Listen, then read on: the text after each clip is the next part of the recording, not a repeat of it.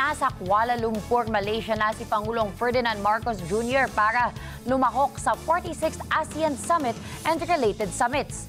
Kasamang lumipad ng Pangulo palabas ng bansa kahapon si First Lady Liza Araneta Marcos. Kasama rin sa delegado sina Presidential Communications Secretary Jay Ruiz, Trade and Industry Secretary Cristina Aldiguer Roque at Mindanao Development Authority Head Tereso Magno. Kanina ay dumating na si PBBM sa Kuala Lumpur Convention Center para sa pagbubukas ng ASEAN Summit. Sinalubong siya ni Malaysian Prime Minister Anwar Ibrahim. Iniwan muna ni Pangulong Bongbong Marcos kina Executive Secretary Lucas Bersamin, Justice Secretary Jesus Crispin Remulla at Agrarian Reform Secretary Conrado Estrella III ang pangangasiwa sa bansa habang siya ay nasa Malaysia. Kaugnay po niyan, plenary summit ng 46th ASEAN Summit na dinadaluhan ni PBBM nagsimula na. Iba't ibang issue isusulong ng Pangulo para sa interes ng Pilipinas. Alamin natin ang detalye kay Eden Suarez Santos. Eden. Yes, Wedge, bandang alas 9 ng umaga kanina sa Malaysia ay sinimulan na nga yung pagtalakay sa iba't ibang issue sa isinasagawang plenary session at retreat ng 46th Association of Southeast Asian Nations Summit na ginaganap sa Kuala Lumpur Convention Center sa Malaysia. Kasama ni Pangulong Ferdinand Marcos Jr. ang iba pang mga Asian leaders sa isang photo ops bago yung ginanap na opening statement ni Malaysian Prime Minister Dato Seri Anwar Ibrahim.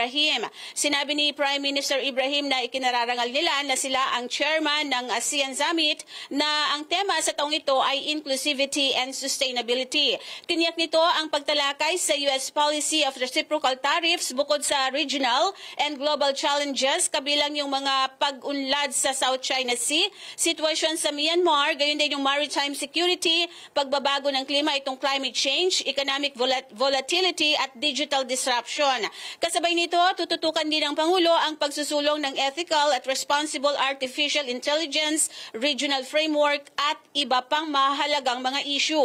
Punong-puno ang schedule ng Pangulo ngayong araw, May 26, 2025, pagkatapos ng plenary summit at 46 ASEAN Summit Retreat ay dadalo rin ang Pangulo sa ASEAN Leaders Interface bandang 1:30 ng hapon, kasama naman ang mga kinatawan ng ASEAN Interparliamentary Assembly o AIPA. Mga 2:45 p.m. yung ASEAN Leaders Interface kasamang mga kinatawan ng ASEAN Youth na susundan ng ASEAN Leaders Interface with representatives of ASEAN Business Advisory Council at pasado alas 5 naman ay dadalo ang Pangulo. Sasaksihan yung signing ceremony ng Kuala Lumpur Declaration on ASEAN 2045, our shared declaration. Samantala, Wedge, habang abala ang Pangulo sa kanyang mga engagement sa Malaysia, tuloy-tuloy naman ang pagtugon ng mga ahensya ng gobyerno sa pangailangan ng mga kababayan nating biktima ng matinding pagbaha sa bahagi ng Maguindanao. Alinsunod na rin yan sa direktiba ni Pangulong Ferdinand Marcos Jr. Nagpadala ulit ng mga food at non-food items ngayong araw ang ilang ahensya ng pamahalaan kasama ang DSWD sa mga biktima ng pagbaha. Ayon kay Office of Civil Defense Administrator Ariel Nepomuceno, inaasahang darating yung 1,100 na charity ban na naglalaman ng iba't ibang food supplies. Bukod sa mga nauna kahapon ay pinadala na 1,400.